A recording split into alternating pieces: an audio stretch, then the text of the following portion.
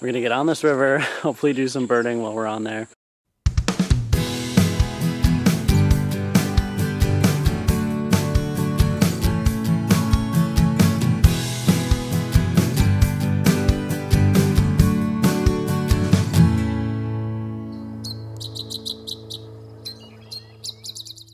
I'm in the beautiful country of Costa Rica on a group trip exploring the land, learning about the culture, and taking in the local wildlife. The first location we stayed at was called the Makenke Eco Lodge, which proved to be home to a variety of colorful and unique species of birds. After a half-day birding at the lodge, we were headed out to raft down the San Carlos River with our guide Jose from the Costa Rican Nature Agency. To get to our launch site, we have to cross the river and then drive there. On the way to our vehicle, we stopped to admire some howler monkeys.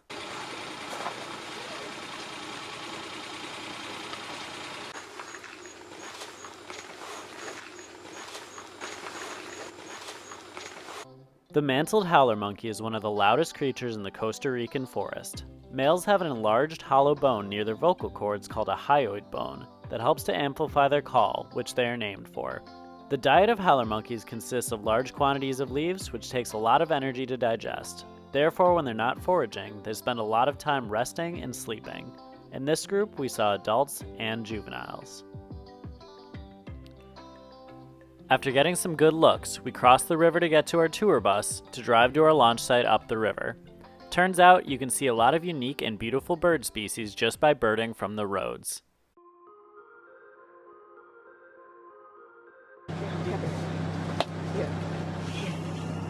That's gorgeous. Oh, I see it.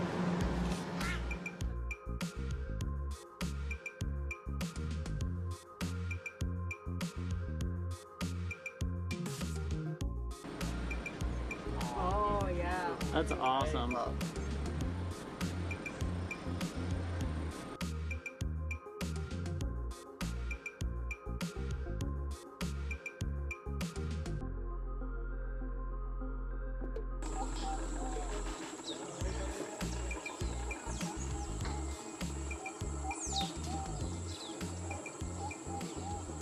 Eventually, we got to our launch site and prepared for getting in the rafts.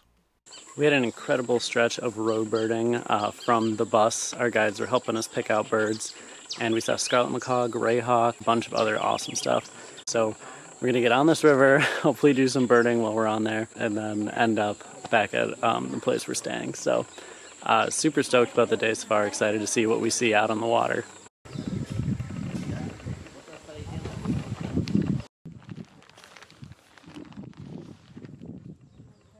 We got in the rafts and made our way down the river.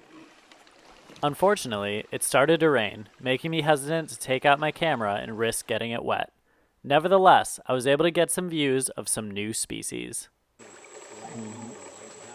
Ochre-bellied flycatcher.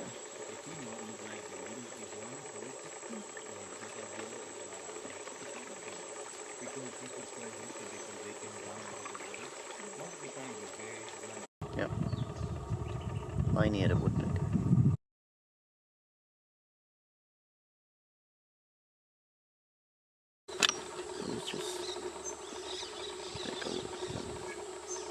One of the more abundant birds we saw was camouflaged perfectly for its environment, the bare-throated tiger heron.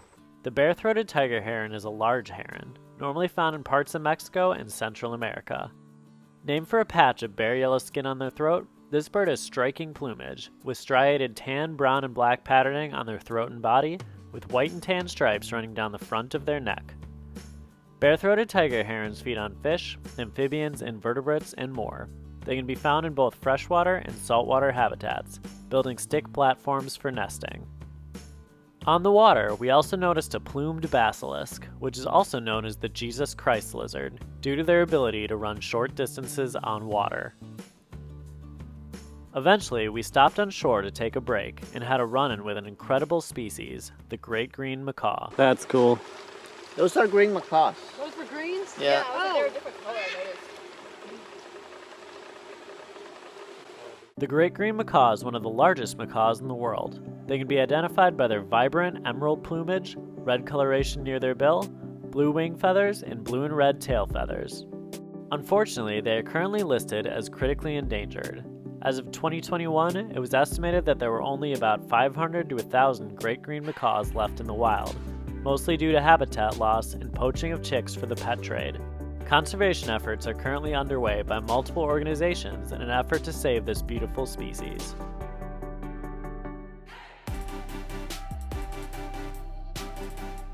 After our break, we continued down the river.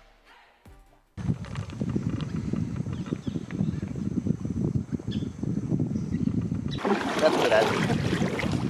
So Jose, what are some advantages of birding by raft as opposed to just walking around? Well, the environment. I mean, there are some birds, specific birds that you might see around these type of environments, near water, near river, plus other species of wildlife, different than in the forest. So there's some species specifically in forest, inland, some others like tiger herons, micro swallows, egrets, that might be around only these areas. So that's this is a specific environment that we would like to come and explore. Further down the river, we got some backlit but nice views of a bat falcon before arriving at our destination. There's our bat falcon.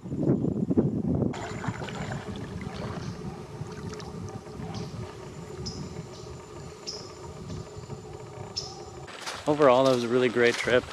We got the bat falcon, one of the ones I'm most excited about, because it was really cool to be able to just kind of float down and like look off at stuff by the shoreline, because that's really where you're going to get the best view, is if you're on the opposite bank, or if, in our case, if you're in the middle, you're able to look to the shore. So that was an incredible experience. Glad we got to do that.